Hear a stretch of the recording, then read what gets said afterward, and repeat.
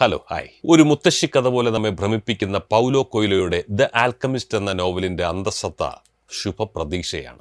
Santiago എന്ന Spanish യുവാവിന്റെ സ്വപ്നം ഈജിപ്തിലെ പിരമിഡുകൾക്കരികിലുള്ള അവിടെ ഒളിഞ്ഞിരിക്കുന്ന നിധി കണ്ടെത്തുക എന്നതാണ്. തന്റെ സ്വപ്ന സാക്ഷാത്കാരത്തിനായി സാന്റിയാഗോ യാത്രയാവുകയാണ് ഈജിപ്തിലേക്ക്. വഴിമധ്യേ അവന്റെ സമ്പാദ്യം മുഴുവനും കൊള്ളയടിക്കപ്പെടുന്നു. ആ നോവൽ വായിച്ചവർക്കറിയാം. പക്ഷെ അല്പം പോലും നിരാശനാകാതെ വീണ്ടും ജോലി ചെയ്ത് പണം സമ്പാദിച്ച് യാത്രയ്ക്കുള്ള വഴി തേടുകയാണ് സാന്റിയാഗോ. മണലാരണ്യത്തിലൂടെ ഈജിപ്തിലേക്ക് യാത്ര ചെയ്യുമ്പോൾ അവൻ പലരെയും വഴിമധ്യേ കണ്ടുമുട്ടുന്നുണ്ട്.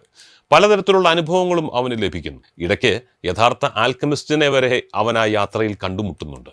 എന്തായാലും കൊള്ളാം. ഒത്തിരിയേറെ കഷ്ടപ്പാടുകൾക്കൊടുവിൽ, ബുദ്ധിമുട്ടുകൾക്കൊടുവിൽ, പ്രതിസന്ധികളെയൊക്കെ തരണം ചെയ്ത് സാന്റിയാഗോ ഈജിപ്തിലെ പിരമിഡുകൾക്കടുത്തെത്തുമ്പോൾ അവന് മനസ്സിലാകുന്നു താൻ അന്വേഷിച്ച യഥാർത്ഥ നിധി ഇവിടെയല്ല, ആൻഡലൂസിയയിലെ അവന്റെ വിശ്രമ സങ്കേതത്തിന് അരികിലാണെന്ന്. അല്പം പോലും നിരാശനാകാതെ ഉത്സാഹത്തോടെ തന്നെ സാന്റിയാഗോ വീണ്ടും ആൻഡലൂസിയയിൽ എത്തുന്നു. അവിടെ നിധി കണ്ടെത്തുന്നു.